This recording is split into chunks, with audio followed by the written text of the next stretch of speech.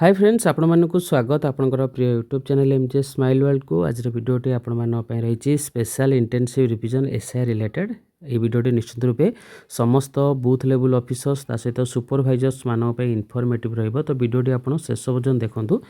तो आपणकर जो एनुमरेशन फॉर्म डिस्ट्रीब्यूशन करा जिवो से समय रे बीएलओस मानक जो एसओपी रही से विषय में डिटेल्स आलोचना करिबा। तो फास्ट देखंतु आपणकर सपोर्ट फ्रॉम ईआरओ एआरओ समस्त प्रिंट होता एनुमरेशन फॉर्म गुड़िक 25/5/2026 मध्य बीएलओ मानक जोगाई दिज्व। कौन बीएलओ पद खाली रखा नहीं और कौन बीएलओ को अतिरिक्त दायित्व दिज्व नहीं। पंजीकृत राजनैतिक दल द्वारा बीएलए बूथ लेवल एजेंट नियुक्ति निश्चित करा जिवो। एआरओ कार्यालय रे आईटी सेल चालू रखाजिवो। प्रत्येक पोलिंग स्टेशन पर 5 जन वॉलंटियर्स रहिबे जो माने बीएलओ को यह कार्य सहयोग करेंगे। ता सहित आपणकर जो एनुमरेशन फॉर्म गुड़िक आपको दिज्व भोटर्स मानकर आपड़ से फॉर्म गुड़ी को 3टी कैटेगोरी फास्ट आपको डिवाइड करने पड़ो। तो ये 3टी कैटेगोरी कौन रही है किपर बंडल करेंगे। तो देखो फास्ट रही आपंकर अनमैप्ड जो गुड़ाक मैप होना देन मैप्ड आपंकर कौन भूल ना ता सहित मैप्ड एवं किसी आपन जो आनोमली शो करूला किसी त्रुटि आपंकर शो करुच्ची।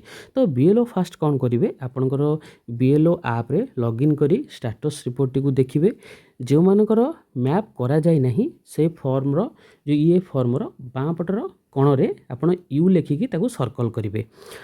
ता सहित या गोटे बंडल करेंगे जेहेतु आपंकर अनमैप्ड भोटर यहाँ ऑलरेडी मैप्ड आपंकर 90% सरी जाइए। तो अनमैप्ड बहुत कम रहिबो एगुड़ी गोटे छोट बंडल हेबो। ठीक अच्छे। तो ठीक से भाई आपणकर जदि आपण मैपिंग करें आपड़ कौन एरर शो करूना तो से जो फॉर्म गुड़िक रही से आपको एमए लिखापी पड़ो और सर्कल करने पड़ो। देखो प्रत्येक भोटर मानी आपंकर 2टी फॉर्म रही ये फॉर्म आ 2टी जाक फॉर्म को आपको मार्किंग करने पड़ो।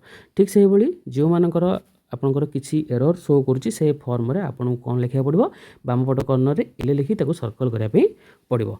ठीक अच्छे। ये भाव 3टी पृथक बंडल आपको करने पड़ो। आम जाने कौन unmapped means you then mapped कौन त्रुटि नहीं तो सहीटा हूँ एमए ता सहित यदि किसी लॉजिकल एरर आपंकर शो करा हूँ एलए। क्लीयर हो गले। नेक्स्ट जीवा आपंकर जो कैटेगोरीज रही आपन जो एल रो कैटेगोरी गुड़िक A B C D E रही ए रे जमी देखिए कि आपंकर नाम फोटो संपर्क संबंधित त्रुटि।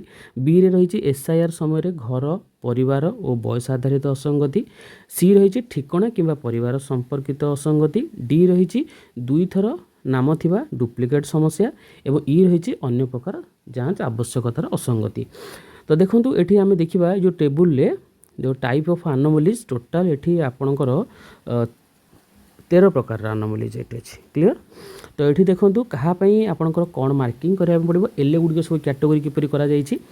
तो नाम लिंग बयस संबंधी असंगति हेले एल ए। यही व्यक्ति एसआईआर रो जड़े पिता माता सहित संजीकृत होइछंती जहाँ सहित बयसर व्यवधान 15 वर्षरू कम थिबारु यह सठिक प्रतीक हेउनथिला। तो एगुड़िक एल ए बी ये देखूँ 2 3 4 5 एवं 6 नंबर जो फॉर्म गुड़िक रही एनोमली टाइप रही आपंकर एल ए बी ये आप केयरफुली रीड करेंगे।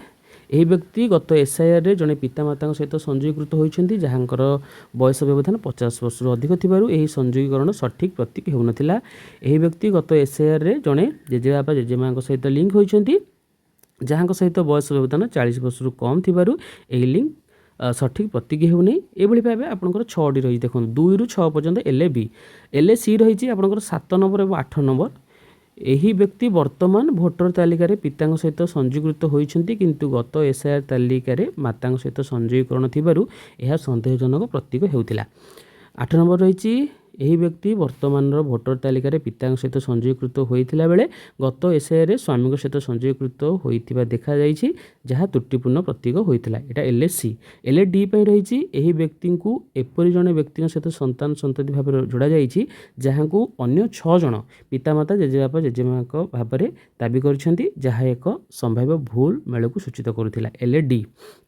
देन आउ जो रेस्ट गुड रही एलई यही व्यक्ति गत एसआईआर जड़े पिता माता सहित संजीकृत होती जी वर्तमान भोटर तालिकार पिता माता भिन्न प्रतीक होते यही व्यक्ति एसआईआर भोटर तालिकार उपस्थित थिबा दाबी करछन्ति किंतु वर्तमान भोटर तालिकार उल्लिखित पितांकर नाम गत एसआईआर पिता नाम ठारू भिन्न प्रतीक होता एसबू आपन जो 13 नंबर पर रही टोटाल एलई तो ये भाव कैटेगोरी फास्ट आपको कराया पड़ो कि आपंकर भोटर क्यों कैटेगोरी जाउछन्ति तो फास्ट 3टी कैटेगोरी कले गोटे रही आपंकर कौन ना यू यू है आपंकर अनमैप्ड देन एमए होइछि आपंकर मैप्ड एवं समस्त तथ्य तार जांच करके देखिले ठीक अच्छी देन जोटा एलए कले यहाँ आपंकर मैप्ड होइछि किंतु लॉजिकल एरर किछि शो करुछि ओके बा अनोमलीज किछि शो करुछि एटा होछि एलए तो एमती लिखिबे एटा को सर्कल करने पड़ो परवर्ती समय जो एनुमरेशन फॉर्म आसो आम डिटेल्स से विषय में देखा तो आप 3टी जानिले कैटेगोरी आपंकर क्लियर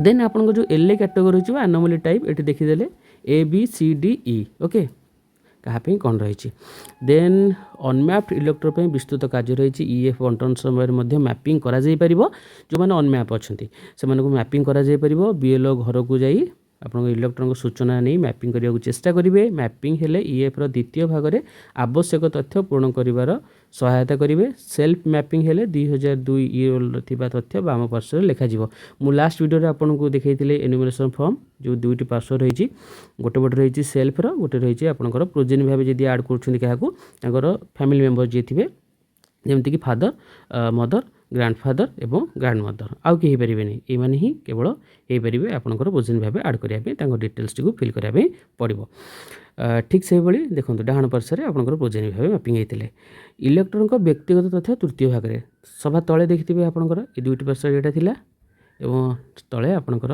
इलेक्ट्रॉन डिटेल्स जी फॉर्म टी एप्लिकांट डिटेल्स टी तले लिखापी पड़ो आम परवर्ती समय से फॉर्म टी केयरफुली देखा देन ये पूरण हेले बीएलओ यह संग्रह करेंगे और एक कॉपी इलेक्ट्रॉन को देवे ता सहित गोटे कॉपी से रखिए 2025 रोल फोटो भल थे नुआ फोटो लगे किसी आवश्यक जब 2025 भोटर तालिकार फोटो ठीक अच्छी तो कौन सी फोटो आपंकर फॉर्म में दबा आवश्यकता नहीं बीएलओ डिजिटाइजेशन समय फोटो नहीं अपलोड करेंगे मैपिंग संभव न हेले योग्यता प्रमाण क्यों क्यों दलील देवा पड़ो से मार्गदर्शन करेंगे जदि भोटर जड़े प्रकृत भारतीय नागरिक होते तेज बीएलओ सब प्रकार सहायता से प्रदान करेंगे तो ये देखिले आपंकर जो मैंने अनमैप्ड इलेक्ट्रोल अच्छा एवं देखा मैप्ड इलेक्ट्रोल अच्छा किंतु से कौन लॉजिकल एरर बा एनोमली शो करूना भोटर मान उद्दिष्ट ईएफ द्वितीय अंश बीएलओ द्वारा पूर्ण न होगा पर्यंत कौन एनुमरेशन फॉर्म भोटर मानक बंटन करा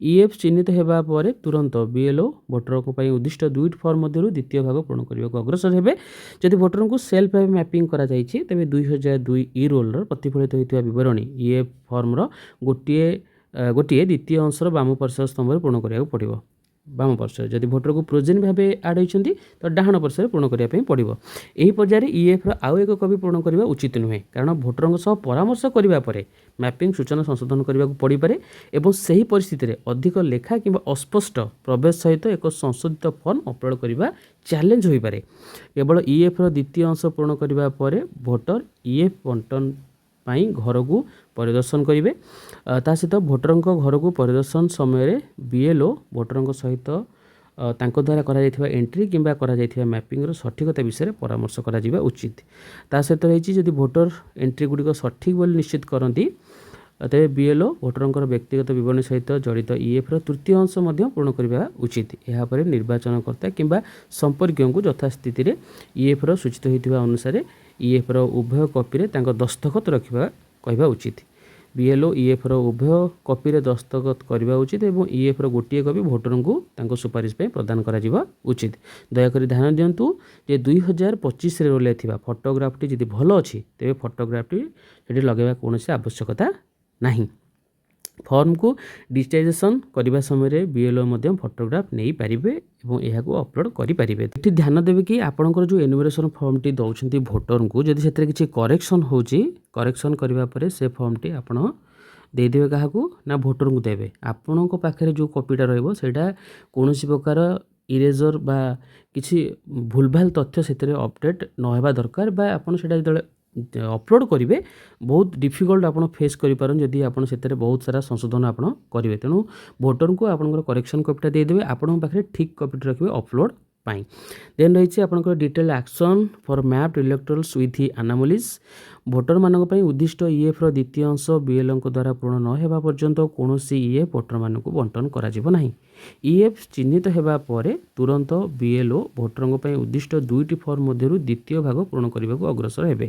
ଯଦି ଭୋଟରଙ୍କୁ ସେଲ୍ଫ ଭାବେ ମ୍ୟାପିଂ କରାଯାଏ ତେବେ 2002 ଇ ରୋଲରେ ପ୍ରତିଫଳିତ ତାଙ୍କର ବିବରଣୀକୁ ବାମ ପାର୍ଶ୍ୱରେ ଲେଖିବା ପାଇଁ ପଡ଼ିବ। ଯଦି ଭୋଟରକୁ ପ୍ରୋଜେନ୍ ଭାବେ ଆଡ଼୍ ହୁଏ ତ ସେଇଟା ଆପଣଙ୍କୁ ଡାହାଣ ପାର୍ଶ୍ୱରେ ପୂରଣ କରିବାକୁ ପଡ଼ିବ।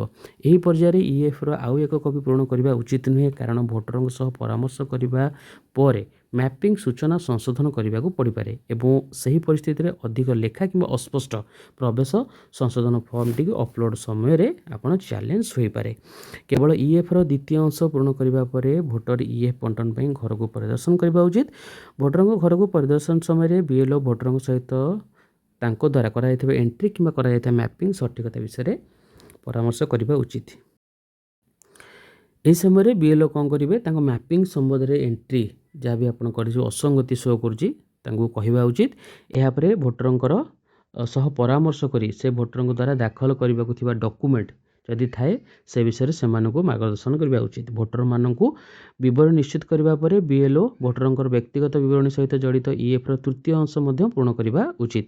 ଯେଉଁ 3ଟି ଅଂଶ ଆପଣଙ୍କର ରହିଛି, ଗୋଟିଏ ବାମ ପାର୍ଶ୍ୱ, ଗୋଟିଏ ଡାହାଣ ପାର୍ଶ୍ୱ ଆଉ ଗୋଟେ ଆପଣଙ୍କର ତୃତୀୟ ଅଂଶ ଏଇଟା ତଳେ ରହିଛି। ଏଥିରେ ଆପଣଙ୍କର ସେଲ୍ଫର ଡିଟେଲ୍ସ ରହିବ। ଏଠି ଆପଣଙ୍କର ପ୍ରୋଜେନି ଯଦି ଅଛନ୍ତି ତାଙ୍କର ଫ୍ୟାମିଲି ଯିଏ ଅଛନ୍ତି ଫାଦର, ମଦର, ଗ୍ରାଣ୍ଡଫାଦର ଏବଂ ଗ୍ରାଣ୍ଡ ମଦରଙ୍କ ଡିଟେଲ୍ସ ରହିବ। ଦେନ୍ ଏଠି ଆପ୍ଲିକାଣ୍ଟ ଯିଏ ଅଛନ୍ତି ଭୋଟର ତାଙ୍କ ଡିଟେଲ୍ସ ଏଠି ରହିବ। ଠିକ୍ ଅଛି।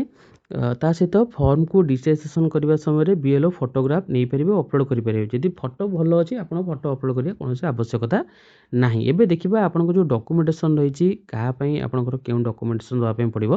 ନାମ, ଲିଙ୍ଗ, ବୟସ ସମ୍ବନ୍ଧୀୟ ଅସଙ୍ଗତି ଥିଲେ କମିଶନ ଦ୍ୱାରା ପ୍ରଦତ୍ତ ତାଲିକାର ଯେକୌଣସି ଗୋଟିଏ ଦସ୍ତାବିଜ ଯେଉଁଟାକି ଆମେ ଲାଷ୍ଟ ଭିଡ଼ିଓରେ ଆଲୋଚନା କରିଥିଲେ, ଯେଉଁ ଡକୁମେଣ୍ଟ ଗୁଡ଼ିକ ରହିଛି 12ଟି ଡକୁମେଣ୍ଟ ଭିତରୁ ଯେକୌଣସି ଗୋଟିଏ ଡକୁମେଣ୍ଟ।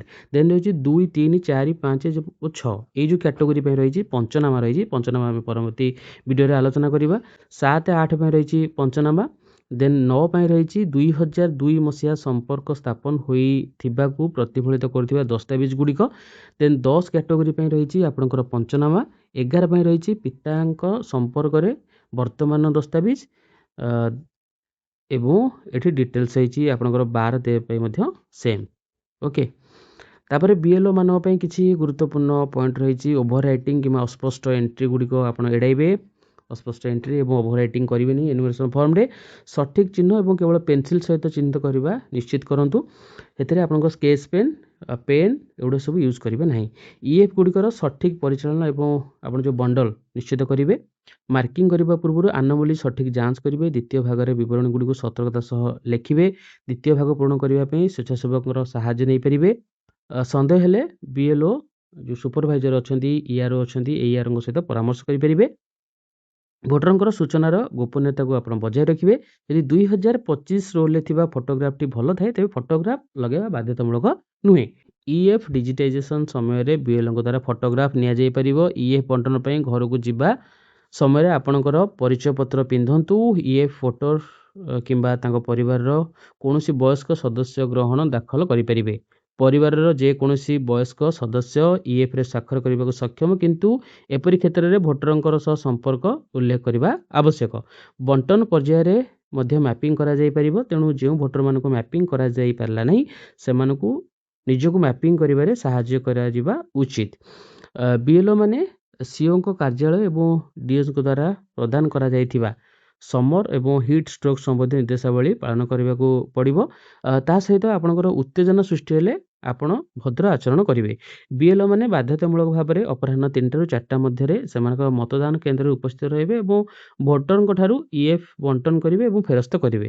ସେମାନେ ଅତି କମ୍ରେ ପ୍ରଥମ 5 ଦିନ ମ୍ୟାପ୍ ହୋଇଥିବା ଏବଂ କୌଣସି ଅସଙ୍ଗତି ନାହିଁ ଭୋଟର ସମ୍ପର୍କିତ ଇଏଫ୍ ବଣ୍ଟନ ଏବଂ ପ୍ରାପ୍ତ କରିବାର ବିତାଇବା ଉଚିତ। ଭୋଟରମାନେ ବିଏଲ୍ଓଙ୍କ ସହିତ ଯୋଗାଯୋଗ କରିପାରିବେ ବୋଲି ମତଦାନ କେନ୍ଦ୍ରରେ ବିଏଲ୍ଓ ମାନଙ୍କର ଉପଲବ୍ଧତା ବିଷୟରେ ପୂର୍ବରୁ ସୂଚିତ କରାଯିବା ଆବଶ୍ୟକ। ବୁକ୍ ଏ କଲ୍ ଆପ୍ ମାଧ୍ୟମରେ ଯେତେବେଳେ ବି ଭୋଟରମାନେ କଲ୍ ପାଆନ୍ତି ସେମାନଙ୍କୁ ଉତ୍ତର ଦେବାକୁ ପଡ଼ିବ। ओके तो बुक ए कॉल जितेबाला आपंकर भोटर मैंने फोन करेंगे तो आपन तार उत्तर देवे संपृक्त एआर यूआर अनुमति बिना से मुख्यालय बाहर को जीवा उचित नुहे भविष्यर सुपारिश पे उपयुक्त डॉक्यूमेंटेशन बजाय रखा निश्चित रूपे दरकार। देखो ये थिला आपणकर एसओपी डिटेल्स परवर्ती समय आमको जो एनुमरेशन फॉर्म टी आसो यापर आम डिटेल्स भाव आलोचना करवा। तो आज जो डिटेल्स टी आप देखिले तो फास्ट आपणकर जो एनुमरेशन फॉर्म गुड़िक दिज्व तो आपको तीनोटी कैटेगोरी डिवाइड करने पड़ो बंडल करने पड़ो। गोटे रही आपंकर यू गोटे रही आपंकर एमए आ गोटे रही एलए। यू हूँ आपंकर अनमैप्ड कैटेगोरी एमए हूँ आपंकर मैप्ड एवं नो लॉजिकल एरर्स एवं एलए हूँ आपंकर जोटा आनोमलीज मैप्ड होती किंतु आनोमलीज बा असंगति आपंकर शो करुँची। देन आपंकर एलए को जोटा आनोमलीज शो करुँची से गुड़िक आपंकर कैटेगोरीज करा जमती कि आपंकर ए बी सी डी ई ये भाव 5टी कैटेगोरी आपंकर करा जायछि।